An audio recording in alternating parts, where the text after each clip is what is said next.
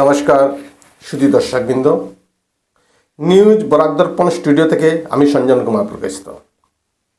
দর্শকবৃন্দ, আমাদের কাহারও অজানা নয়, আজ 25 ফেব্রুয়ারি থেকে 26 ফেব্রুয়ারি 2 দিন ব্যাপিয়া অ্যাডভান্টেজ আসাম 2.0-তে যোগদানের জন্য ভারতের প্রধানমন্ত্রী নরেন্দ্র মোদীজি সহ প্রভাবশালী রাজনেতা ও দেশ বিদেশ থেকে আমন্ত্রিত শিল্পপতিদের ঐতিহাসিক মিলন গৌহাটির সরোজজাই স্পোর্টসপ্রিং কমপ্লেক্সে অনুষ্ঠিত হচ্ছে।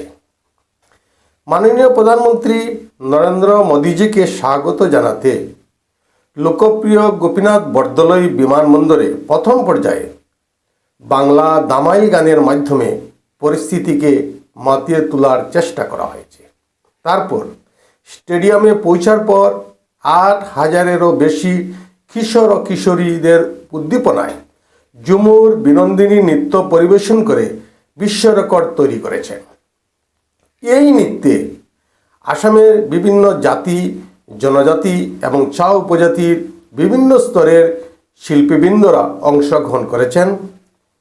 প্রধানমন্ত্রী নরেন্দ্র মোদীজি অ্যাডভান্টেজ আসাম 2.0 এর বিশেষ প্রদর্শনী পরিদর্শন করে সবাইকে অনুপ্রাণিত করেছে বলে মত ব্যক্ত করেছেন।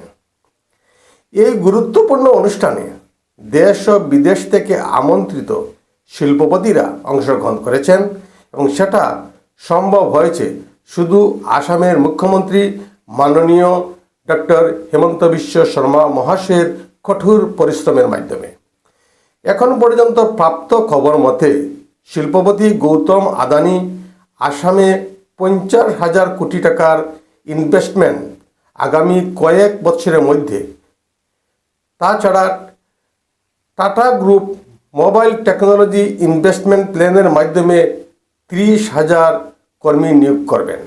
বেদান্ত গ্রুপের শ্রী অনিল আগরওয়াল আগামী 2 বছর অসমে 1 লাখ ব্যারেল তেল উৎপাদন করার ঘোষণা করেছেন।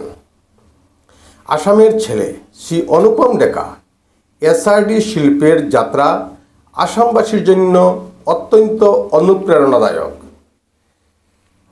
মিস্টার সজ্জন জিন্দাল আসামে সিমেন্ট ও জ্বালানি খাতে বিনিয়োগ করবেন বলে ঘোষণা করেছেন। আসাম গ্রুপের শ্রী প্রশান্ত রুইয়া রাজ্যের নবায়নযোগ্য শক্তি বিভাগে 2,100 কোটি টাকার চুক্তি স্বাক্ষর করেছেন।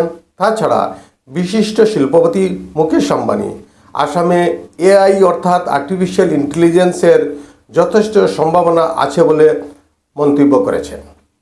আমরা আশাবাদী আসাম সরকার ইনভেস্টরদেরকে আকর্ষিত করতে সক্ষম হবে এবং বিনিয়োগের মাধ্যমে শিল্প প্রতিষ্ঠান সহ যুবক যুবতীদের কর্মসংস্থান বর্ধিত হবে।